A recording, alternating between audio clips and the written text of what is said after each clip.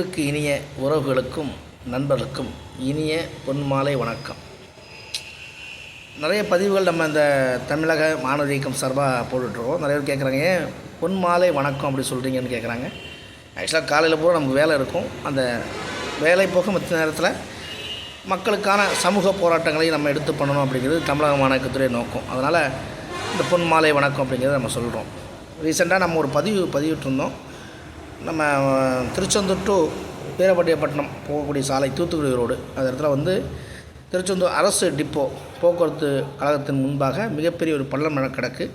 அதில் நிறைய விபத்துகள் ஏற்படுது. அதுக்கும் குறிப்பாக போன வருடம் இதே மாதத்தில் அந்த இடத்துல நம்ம பக்கத்தில் ஒரு தெருவிலேருந்து ஒரு நண்பர் விழுந்து மூக்கு அறுந்து துண்டாக போயிடுச்சு. அப்படி மிகப்பெரிய ஒரு விபத்து நடந்துச்சு.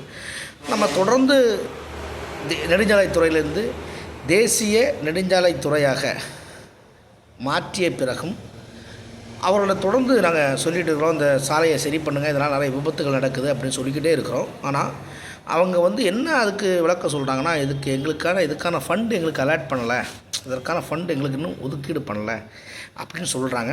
இதை நாங்கள் தான் கையிலேருந்து போட்டு பண்ண வேண்டியிருக்கு, எங்களுடைய சேலரியிலேருந்து நாங்கள் கையிலேருந்து போட்டு பண்ண வேண்டியிருக்கு அப்படிங்கிற மாதிரி தகவல் சொல்கிறாங்க. இருக்கலாம் மேபி.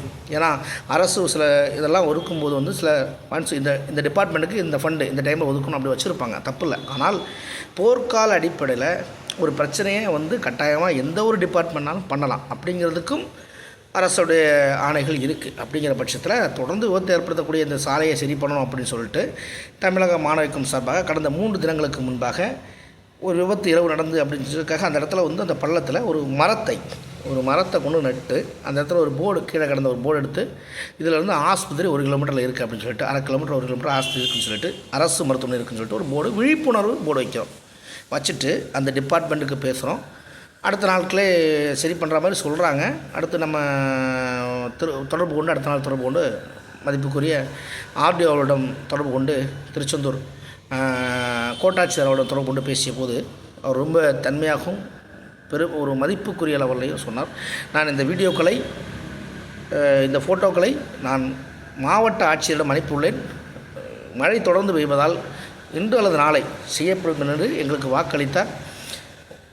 சொன்னபடியே இன்றைய தினம், நேற்று சொன்னார், இன்றைய தினம் அந்த இடத்த பராமரிக்கிறது, அதை பார்த்து சட்டன் டிபார்ட்மெண்ட்டை கூப்பிட்டு மாவட்ட கோட்டாட்சியர், வட்டாட்சியர், குறிப்பிட்ட அந்த ஏரியாவில் பிஓ, வில்லேஜ் அட்மினிஸ்ட்ரேஷன் ஆஃபீஸர், அதுக்கு மேலே நெடுஞ்சாலைத்துறை அதிகாரி தூத்துக்குடிலேருந்து வந்திருந்தாங்க.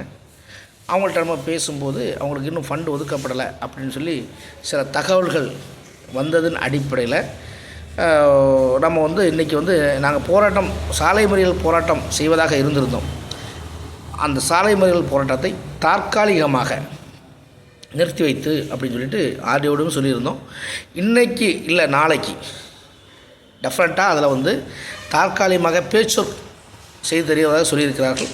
அதிவிரைவில் அந்த இடத்துல நல்ல ஒரு சாலையை அமைத்து தருவேன் என்று, பர்மனெண்ட் சாலையை அமைத்து தருவேன் வாக்குறுதி அளித்த கோட்டாட்சியர் அவர்களுக்கும் வட்டாட்சியர் அவர்களுக்கும் தேசிய நெடுஞ்சாலைத்துறை அதிகாரிகளுக்கும் வில்லேஜ் அட்மினிஸ்ட்ரேஷன் அதிகாரிகளுக்கும் அதற்காக எங்களுக்காக ஒத்துழைப்பு கொடுத்த அனைத்து சமூக ஆர்வலர்களுக்கும் தமிழக மாணவர் இயக்கத்துடைய நெஞ்சார்ந்த நன்றிகள். நன்றி.